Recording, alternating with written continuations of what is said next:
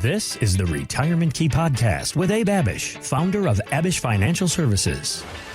Retirement regrets of the mind, not of the wallet, Abe. They are very real and sometimes can have an even greater effect on how happy or unhappy we are in our retirement. So that's what we're going to break down here in this conversation today. This is Abe Abich. Let's do it. Financial advisor, founder of Abich Financial Services. I'm Heather Branch, here to ask for Abe's ideas on ways that we can work to avoid regrets in the years ahead. We have worked so hard to get to this phase of our life where we can finally enjoy the fruits of our labor, and that's what you should be doing. You should be enjoying, not worrying, not Absolutely. regretting. So let's break this down a little bit because we've talked before about financial regrets. But the idea of psychological regrets is actually one that was brought up by another financial podcaster by the name of Tyler Gardner. He recently posted what he believes are the 3 biggest psychological regrets that he has seen amongst retirees. So I wanted to ask you about the points that he made, flesh those out a little bit for us, and maybe add to that list. Do you see differences or others in your office that you want people to be aware of so that they don't have these regrets? Yeah, there are 3 that he mentions in his video, podcast, and I think they're excellent. So I'm just going to read them out, and then we can kind of add to these. So the 3 psychological regrets of retirees that he talks about: number 1, not realizing that your money is a tool and not the goal. Right. Not realizing that money is a tool and not the goal. Many retirees spend their lives accumulating wealth. We talk about this on our podcasts and shows all the time, only to end up struggling to spend it. Again, many retirees spend their lives accumulating only to end up struggling to spend it. You can afford it, but you feel guilty spending it. Now, a lot of this might take you back to when you were a kid, and your parents are saying, don't spend it all at once, and you can only spend X amount, and you're only getting a certain amount for allowance. Mm-hmm. And, if your parents were tight with money, then you're probably tight with money too. And that's not a bad thing, unless you get into your 70s and 80s and you have all this money and you haven't enjoyed. Yeah. You didn't take advantage of spending it on things that you would have spent it on if you weren't so tight.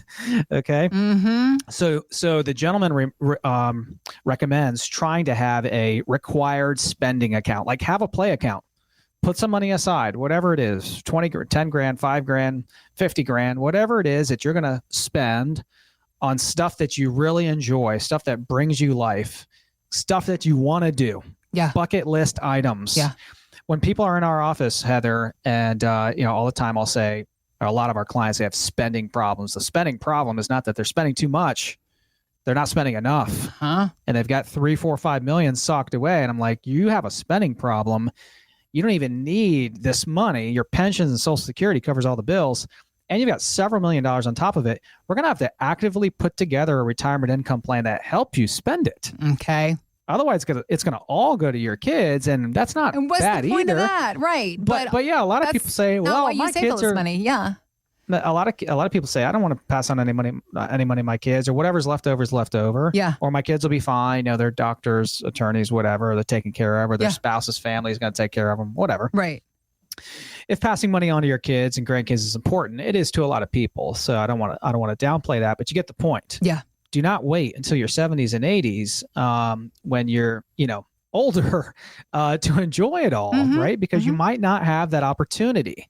So create a required spending account for this calendar year. The money is only good for 1 year. It can only be used on experiences. That was his suggestion, and I love that idea. Yeah. Love it. Yep. Number 2, worrying about running out of money. This is the retiree's number 1 fear, that they're going to be alive and their money's going to be gone. Yeah. For whatever reasons. Yeah. Spending too much. Yeah. Too much taxes, inflation, market downturns and losses. Even multimillionaires deal with this. We've had people come into the office, Heather, with 10, 15, 20 million sometimes, and they're just as concerned with running out of money as someone that has $1, $2, $3 million. Okay. So even multimillionaires deal with this. You spent decades practicing discipline, which can help switching to a spending mode difficult.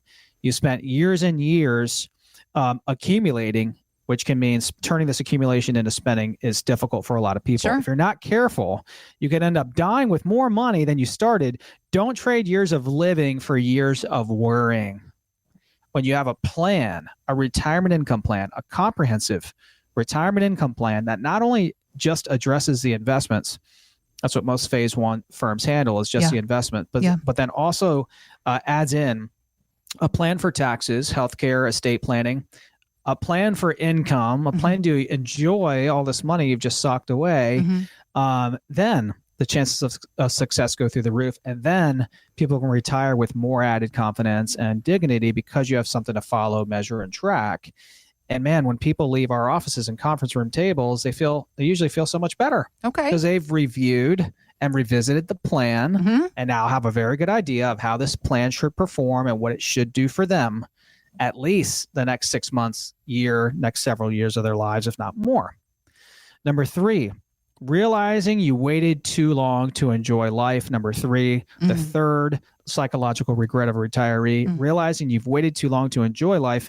Many people think their entire lives thinking, once I retire, then I'll do so-and-so. Once I get to 65, then I'll do that. Then I'll take that trip. Then I'll spend that money. Just want to focus right now on saving. But your health, your energy, and your relationships may not be the same by the time you get there. Yeah. Don't adopt a once I have this, then I'll be happy attitude. Yeah. If you're not happy today, chances are you won't be happy tomorrow either. So the whole point of this podcast is, I think the biggest takeaway is, while you're working hard and while you're accumulating, I'm a big advocate for this. While you're working hard, while you're accumulating, and you're in that phase one phase of your life, even when you're in your 40s, 50s, and early 60s, enjoy the ride. Like, enjoy it while you're working hard. But then especially when you get into phase 2, this is usually in your 60s, put together a retirement plan that's income focused. Yes, growth is important too, but you've worked your entire life to now enjoy your nest egg. Your paychecks have stopped. So make sure your retirement plan is income generating and will allow you to create the memories and the experiences that are really going to make you most fulfilled in retirement. Yeah. Helping you avoid regrets of any and all kinds in this second phase of your financial life. This is the point of having a plan. This is the goal of every plan they build at Abish Financial Services. They want to help you avoid regrets. And it's so much bigger than money regrets when it comes to our retirement. There is a psychological element. We joke all the time, Abe, about how, yes, you are a financial advisor or retirement planner, but you're also part-time psychologist, part-time marital therapist. Yeah. Because there's so much psychology that goes into this. There is. Because we have worked so hard. We have earned, we have saved, we have pinched our pennies. We have shared stories before about how your mom, going back to your youth, you used to watch your mom clip coupons. Right. You can't just turn that off. You can't just turn 65 and say you're retired and then suddenly just start spending the money. Right. Free will, no thoughts. It's just, you got to give yourself a break, first of all. Understand. You need the permission to spend. When you have a plan and you have an advisory firm that you're working with that says, hey, yes, this checks out. This is okay. You can do this. Yes. That's going to give you the added confidence, right? That's going to give you the added peace of mind that you need to make those decisions and to know it's okay. That, if you want, you can upgrade to first class. Yes, if you want, you can take that additional trip. Yes, if you want, you can start gifting to your grandkids. And you can, while you're alive, right? And you can do these things and still know you're going to be fine. Yeah. Right. So that's key. And you just said the line, to know you're okay. And that's what it all boils down to. Having the knowledge, having the understanding. For some people that are intelligent people, just having some education on finances. That's where it starts. And so that was actually a huge motivating reason that you wrote your book, The Retirement Mountain, The 7 Steps to a Long-Lasting Retirement. Is an easy read, about 100 pages. You can read it in a couple hours on a Saturday or a Sunday afternoon. And it's a great way to begin educating yourselves on the things that Abe wants you to know about as you get ready to retire, or perhaps you've just begun your retirement journey, and the idea of what it takes to come down that mountain, that financial mountain that you've created for yourself. Because, Abe, you say that, and there are studies that show that when it comes to our financial risk, it's that descent. That's right. That is the toughest part. 80% of all mountain climbing accidents happen going down the mountain, not going up. Yes, it's hard getting up the mountain. It's just as hard, if not harder, getting down. That's where 80% of all mountain climbing accidents happen. That's where all the risks and all the challenges happen in retirement. Yeah. When you're 40, when you're 50, when you're in your 30s, if the markets are down 50%, all right, the closer you get to retirement, of course, the more that hurts. Yeah. And that could be life-changing and not in a good way. But if you're 30 and 40 years old, man, you've got 20, 30 years. Buy the dip. The markets are on sale. The markets are on a massive sale. It really doesn't matter because you have all this time in front of you. But when you're knocking at the footsteps of retirement, knocking at the door of retirement, or already in, avoiding large loss, not when it just comes to the markets, but taxes, healthcare, estate planning, inflation, all of it, you really want to button up your retirement plan and get it protected as much as possible. Just think about, the moat around the castle, right? You're protecting your fort. You're protecting your nest egg from all the risks and challenges that can really mess up a great savings plan. And then you want to put that whole retirement plan to work, turn it into a spending plan you can enjoy. Yeah. Well, that's what you're here to help us figure out. If you want to read Abe's book, we've got a few ways for you to be able to do that. You can go to the website, theretirementkey.com. Click on the media tab. You'll see a book option there. You can buy the book on Amazon. For anybody who comes in, has an appointment, and you have this initial consultation with Abe and his team, we can give you a copy of the book complimentary. You can also download a free chapter, again, on our website. So lots of different ways Abe and his team are working to help you get information, education, knowledge. It's your money. It's your future. It's your life.